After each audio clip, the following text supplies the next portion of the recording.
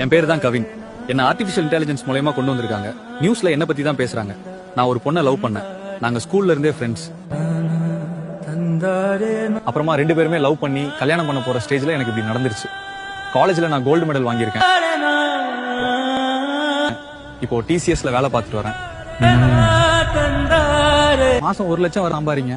லீவுக்கு ஊருக்கு வந்தேன். ஹலோ கவின், திருநெல்வேலி வா. நம்ம கல்யாணத்தை பத்தி என் அப்பா அம்மாவா பார்த்து பேசு.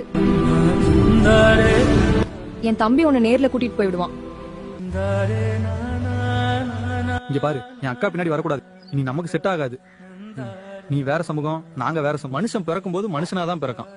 கடவுள் மனுஷனை படைக்கும் போது இந்த சமூகத்துல 10 பேரு, அந்த சமூகத்துல 10 பேருன்னு படைக்கல. எல்லாருமே சமம்னு மனுஷனா படைச்சான்.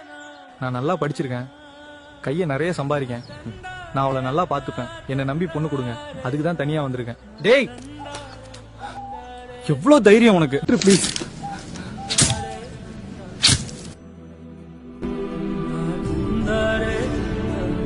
வழக்கு தொடர்பாக பெண் டாக்டரிடம் மகளிர் போலீசார் நேற்று ரகசிய இடத்தில் வைத்து இன்வெஸ்டிகேஷன் நடத்தியதில் அவர்தான் கவினை காதலிக்கவில்லை என திட்டவட்டமாக தெரிவித்துள்ளார். அவன் யாருன்னே எனக்கு தெரியல. எங்களை விட்டுருங்க please.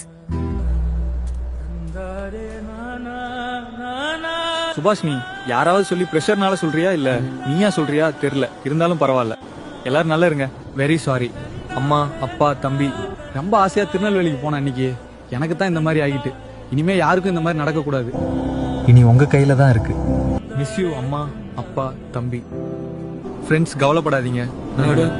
Good bye friends. By.